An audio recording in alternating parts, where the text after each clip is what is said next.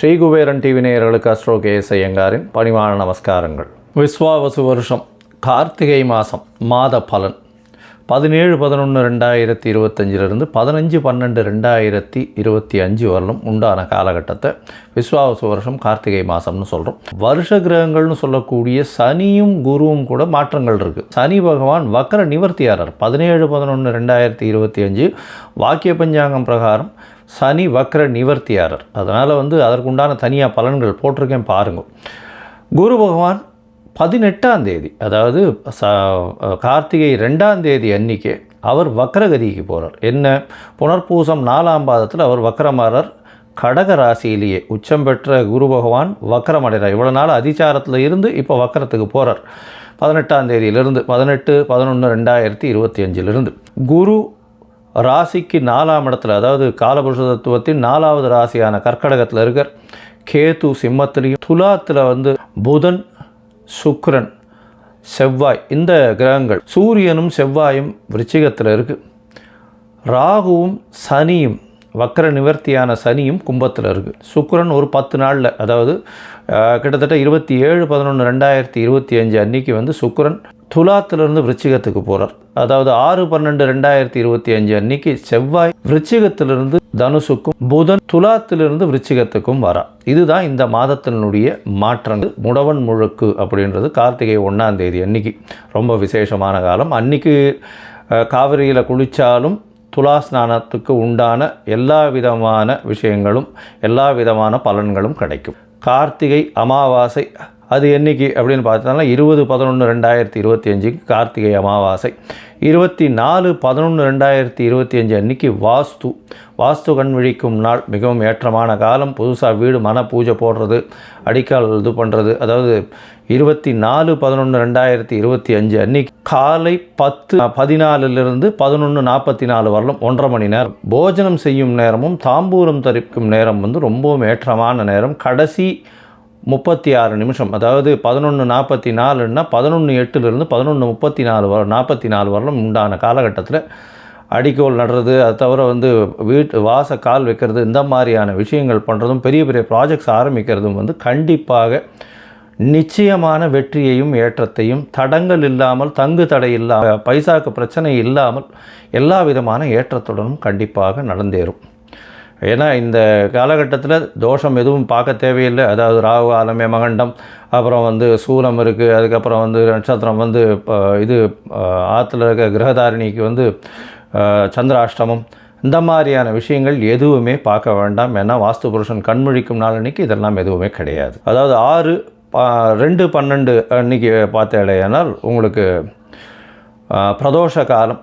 இந்த வாட்டி கார்த்திகை மாதத்தில் வரக்கூடிய பிரதோஷம். அதுக்கப்புறம் 3-12-2025 அன்றைக்கி பரணி தீபம். அதற்கு பிறகு 4-12 அன்றைக்கி கார்த்திகை தீபம், அதை வைகானசம், அதை தவிர பாஞ்சராத்திரம்னு சொல்லக்கூடிய அவர்கள் வழிவந்த கோவில்கள் எல்லாவற்றிலுமே அந்த காலகட்டத்தில் நடக்கிறது. வைஷ்ணவாளுக்கும் அன்றைக்கே கார்த்திகை தீபமாக. கைசிகை ஏகாதசி வருது 1-12-2025. இந்த ஏகாதசிக்கு விரதம் இருப்பார்களே ஆனால் அவர்கள் எல்லா ஏகாதசிக்கும் விரதம் இருந்த பலன்களை பெறுவார்கள் அப்படின்றதும் சொல்லப்படுகிறது. வைகுண்ட ஏகாதசிக்கு முந்தின ஏகாதசி. சரி, இப்போது ஒரு ராசியாக மேஷம் முதல் மீனம் வரை இந்த விஸ்வாவசு வருஷம் கார்த்திகை மாதம் எப்படி இருக்குது அப்படின்றத. சிம்மம், மகம், பூரம், உத்திரம், இந்த 3 நட்சத்திரம் 9 பாதங்களை கொண்ட ராசி. ராசியின் அதிபதினு சொல்லக்கூடியவர் சூரியன். உங்களுடைய ராசிக்கு பார்த்தலையானால் 4ஆம் இடத்துல சூரியனும் செவ்வாயும் இருக்கார். பொதுவாகவே மாத கிரகம் அப்படின்னு சொல்லக்கூடியது சூரியன், செவ்வாய், புதன் மற்றும் சுக்கிரன். இந்த மாதம், அதாவது விஸ்வாவசு வருஷம் பார்த்தலையானால் விஸ்வாவசு வருஷம் கார்த்திகை மாதம் 17-11-2025 15-12-2025 வரலும் உண்டான காலகட்டத்தில் உங்களுடைய ராசிக்கு 4ஆம் இடத்துல சூரியனும் செவ்வாயும் இருக்கார். சூரியன் 4ஆம் இடத்துல இருக்கிறது ரொம்பவுமே விசேஷம். ஏன்னா கேந்திரம் பெற்று இருக்கிறது. கேந்திரத்தில் அசுபர்களும் கோணத்தில் சுவர்களும் இருக்கிறது ரொம்ப பெரிய ஏற்றத்தை கொடுக்கக்கூடியதுன்னு ஜோதிட சாஸ்திரம் சொல்கிறது. இப்போ பார்த்தோன்னா உங்களுடைய ராசிக்கு 4ஆம் இடத்துல 2 அசுப கிரகங்கள் சூரியனும் செவ்வாயும் 2 பேரும் இருக்காங்க. இதில் பெரிய விஷயம் என்னென்னா, செவ்வாய் உங்களுடைய யோகக்காரகன். அதாவது 4-9க்கு உண்டானவர், ஒரு பெரிய யோகஸ்தான அதிபதிகள். அவர் உங்களுடைய ராசிக்கு 4ஆம் இடத்துலேயே இருக்கிறது பெரிய விசேஷம். இதன் மூலியமாக பார்த்தோன்னா உங்கள் தாயின் உடல்நிலையில் நல்ல ஒரு ஏற்றம் இருக்கும். உங்களுடைய உடல்நிலையில் சற்று பின்னடைவு இருந்தாலும் ஏற்றங்கள் இருக்கக்கூடிய வாய்ப்புகள் நிச்சயமாக உண்டு. உங்களுடைய ராசிக்கு பார்த்தோன்னா 4ஆம் இடத்துல இருக்கக்கூடிய செவ்வாய் மூலியமாக படிக்கக்கூடிய மாணவர்களுக்கு நல்ல ஒரு ஏற்றம் இருக்கும். மருத்துவ சம்பந்தமான படிப்புகள் பண்ணக்கூடிய வாய்ப்புகள் உண்டு. ஏன்னா 12ஆம் இடத்துல குரு பகவான் உச்சம் பெற்றிருந்தாலும் வக்கரகதியில் இருக்கிறதுனால உங்களுடைய ராசிக்கு பார்த்தோன்னா 5, 8க்கு அதிபதி. அதனால் குழந்தைகள் மூலியமாக சிறு சிறு தொல்லைகள் வரக்கூடிய வாய்ப்புகள் உண்டு. இந்த மாதம் பார்த்தோன்னா 17, 11 அன்றைக்கே உங்களுடைய ராசிக்கு சமசப்தமத்தில் சனி பகவான் வக்கர நிவர்த்தி அடைகிறார். அதனால் வக்கர நிவர்த்தி அடைகிறது அந்த அளவு ஏற்றத்தை கொடுக்காது. எதிர்பாலனத்தவரோட ஜாகிரதையாக இருக்கிறது நல்லது. அதை தவிர நண்பர்களோட ரொம்ப அதாவது உறவாடுவதை ஜாகிரதையாக வச்சுக்கொள்வது ரொம்ப நல்லது. இன்வெஸ்ட்மெண்ட் பார்ட்னர்ஷிப்பில் போடுறது ரொம்ப ஜாகிரதையாக இருக்கிறது நல்லது. உங்களுடைய ராசிக்கு 3ஆம் இடத்துல சுக்கிரன் இருக்கிறதுனால எழுத்து பணியில் இருக்கிறவங்களுக்கெல்லாம் நல்ல ஒரு ஏற்றம். புதனோட சேர்ந்து 3ஆம் இடத்துல இருக்குது. முயற்சிகள் மூலியமாக பணவரவு அதிகமாக இருக்கக்கூடிய காலகட்டமாக இருக்கும். முயற்சிகள் எல்லாமே வெற்றி பெறும். குடும்பத்தில் நல்ல ஒரு ஏற்றம் இருக்கக்கூடிய காலகட்டமாக அமையப்போகிறது. இந்த காலகட்டத்தில் பார்த்தலையானால் அதாவது 3ஆம் இடத்துல இருக்கக்கூடிய சுக்கிர பகவான் 4ஆம் இடத்துல திக்பலம் பெறுறார். அதாவது எப்போ அப்படின்னா 27/11/2025 அவர் 4ஆம் இடத்துக்கு போகிறார். 4ஆம் இடத்துல இருக்கும்பொழுது 3 கிரகங்கள் சூரியன், செவ்வாய் மற்றும் சுக்கிரன் 3 கிரகங்கள் இருக்கக்கூடிய காலகட்டம். குருவாரையும் பார்க்கப்படுறது. 4ஆம் இடம் ரொம்பவும் என்ன சொல்கிறது ரொம்ப ஸ்ட்ராங்காக இருக்கக்கூடிய பாசிபிலிட்டி அதிகம். இதன் மூலியமாக பார்த்தாலும் தாயின் உடல்நிலையில் நல்ல ஒரு ஏற்றம் இருக்கக்கூடிய வாய்ப்புகள் உண்டு. படிக்கக்கூடிய மாணவர்களுக்கு பெரிய ஏற்றம். வெளிநாடு வெளியூர் போகக்கூடிய பாக்கியங்கள் உண்டு. பணவரவிற்கு பஞ்சம் இருக்காது. பணவரவு நல்லபடியாகவே இருக்கும். 4ஆம் இடத்திலிருந்து செவ்வாயும் அதாவது 6/12/2025 அன்னைக்கு 5ஆம் இடம் போகிறார். இது ஒரு நல்ல ஒரு ஏற்றமான விஷயம். 5ஆம் இடம் போகும்போது குழந்தைகள் மூலியமாக பெருமை வரக்கூடிய வாய்ப்புகள் நிச்சயமாக இருக்கும். உங்களுடைய ராசிக்கு 3ஆம் இடத்தில் இருக்கக்கூடிய புதனும் 4ஆம் இடம் போகிறார். சுக்கிரன், புதன் மற்றும் சூரியனுடைய காம்பினேஷன் 4ஆவது இடத்துல இருக்கிறது ரொம்பவும் ஏற்றத்தை கொடுக்கும். எகைன் 4ஆம் இடம் நல்ல மிகவும் அதாவது வலிமை பெற்று போகக்கூடிய காலகட்டமாக அமைப்போகிறது. இதன் மூலியமாக எழுத்து பணியில் இருக்கிறவங்க, அரசாங்க உத்தியோகத்தில் இருக்கிறவங்க, அரசின் மூலியமாக மானியம் பெற்று அதன் மூலியமாக பண்ணுறவங்க, இவங்களுக்கெல்லாம் பெரிய ஏற்றம் கிடைக்கக்கூடிய காலகட்டம். மொத்தத்தில் பார்க்கும்போது சிம்மராசிக்காரர்களுக்கு ஏற்றமான காலம். இருப்பினும் உடல்நிலையில் சற்று பின்னடைவு ஏற்படக்கூடிய வாய்ப்புகள் உண்டு. வெளிநாடு பயணம் இருக்கக்கூடிய பாக்கியம் நிச்சயமாக உண்டு. உங்களுடைய ராசியிலே கேத்து இருக்கிறதுனாலையும் சமசப்தமத்தில் சனி பகவானின் பார்வை வக்கர நிவர்த்தி அடைஞ்சு பார்க்கறதுனால உடல் நலத்தில் பிரச்சனைகள் நிச்சயமாக வரும். குடும்பத்தில் நல்ல ஒரு ஏற்றம் இருக்கும். பணவரவிற்கு பஞ்சம் இருக்காது. முயற்சிகள் எல்லாமே வெற்றி பெறக்கூடிய வாய்ப்புகள் உண்டு.